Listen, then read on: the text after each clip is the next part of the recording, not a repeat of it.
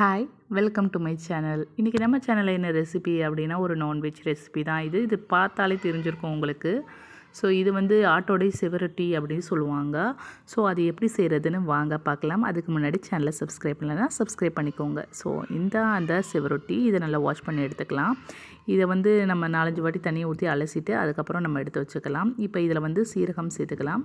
மிளகு, சீரகம் சரியான குவான்டிட்டி, ரெண்டுமே ஒரே குவான்டிட்டியில் எடுத்துக்கோங்க. இதோட கொஞ்சமாக உப்பு சேர்த்துக்கலாம். அதுக்கப்புறம் இதுக்கு வந்து கொஞ்சமாக மஞ்சள்தூள் வந்து சேர்த்துக்கலாம். ஸோ இதோடைய கவுச்சி ஸ்மெல் வந்து கொஞ்சம் குறைக்கும். இது எல்லாத்தையும் சேர்த்து நல்லா கிளறி விட்டுருங்க.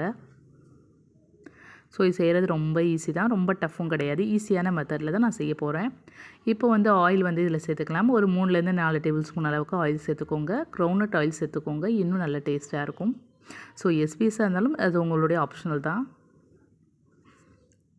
ஸோ எண்ணெய் நல்லா சூடாகணும். எண்ணெய் சூடானதுக்கப்புறம் இதில் வந்து ஒரு 3 வெங்காயத்தை நான் பொடிசாக நறுக்கியிருக்கேன். ஸோ அதை வந்து சேர்த்துக்கலாம். எண்ணெய் நல்லா சூடானதுக்கப்புறம் சேர்த்துக்கோங்க. ஸோ என் சேனலை சப்ஸ்கிரைப் பண்ணலைன்னா சப்ஸ்கிரைப் பண்ணிக்கோங்க. பக்கத்தில் உள்ள பெல் சிம்பிளை கிளிக் பண்ணிக்கோங்க. இப்போ நான் வெங்காயத்தை வந்து சேர்த்துக்கிறேன். எண்ணெய் நல்லா சூடாயிடுச்சு.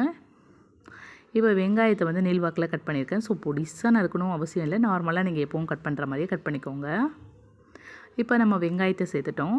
வெங்காயம் வந்து நல்லா வேகணும். ஸோ ஒரு லைட் ப்ரௌன் கலர், கொஞ்சம் லைட்டாக வெந்தால் போதும். ரொம்ப நேரம் வேகணும் அப்படின்ற அவசியம் இல்லை, ஓரளவுக்கு வெந்தால் போதும். ஸோ வெங்காயம் வேகிறதுக்கு கொஞ்சமாக நம்ம உப்பு வந்து சேர்த்துக்கலாம். உப்பு சேர்த்தோன்னா சீக்கிரமாக வெந்துடும். ஸோ அதனால் நான் உப்பு சேர்த்துருக்கேன்.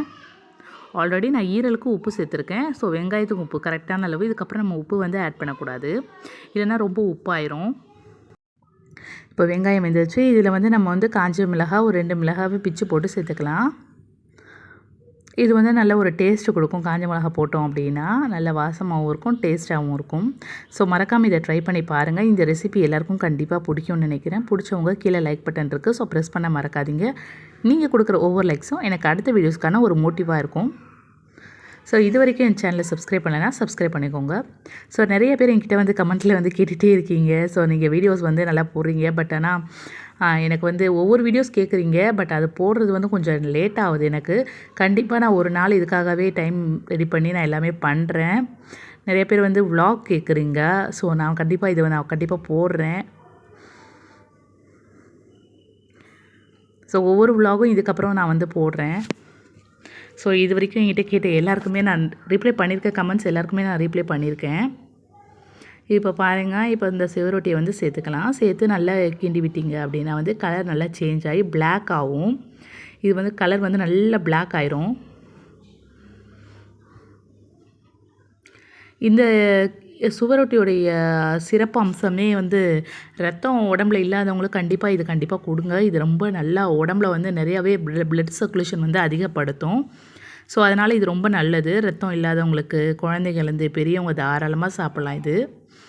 இது வந்து ரத்த சோகை அந்த மாதிரி இருக்கிறவங்க கூட தாராளமாக சாப்பிட்லாம். நார்மலாக உள்ள எல்லாருமே சாப்பிட்லாம்.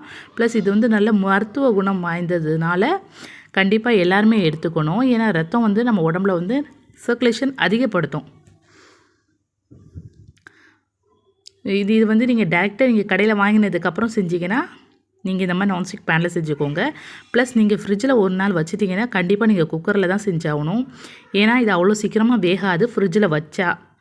ஃப்ரிட்ஜில் வைக்கலை, நீங்கள் டேரெக்டாக வாங்கணும் அன்றைக்கே நீங்கள் செஞ்சிட்டிங்க அப்படின்னா சீக்கிரமாகவே நீங்கள் வந்து பேனில் ரெடி பண்ணிடலாம். ஏன்னா நான் ஆல்மோஸ்ட் ஒரு வாட்டி வந்து வாங்கி நான் ஃப்ரிட்ஜில் வச்சுருந்தேன். ஸோ அடுத்த நாள் சமைக்கலாம் அப்படின்ட்டு. ஸோ அப்போ வந்து வேகவே இல்லை. நான் ரொம்ப நேரமாக வேக வச்சு பார்த்தேன், வேகவே இல்லை. குக்கரில் வந்து நான் வச்சுட்டேன், நல்லா வெந்துருச்சு. ஸோ இது நீங்கள் குக்கர்லேயும் வச்சுக்கலாம், நான்ஸ்டிக் பேன்லேயும் வச்சுக்கலாம். இப்போ பாருங்கள், தண்ணி ஊற்றி நம்ம வேக வச்சுட்டோம். ஸோ இது ஒரு 20 மினிட்ஸ்லேருந்து ஒரு 30 மினிட்ஸ் நல்லா வேகணும்.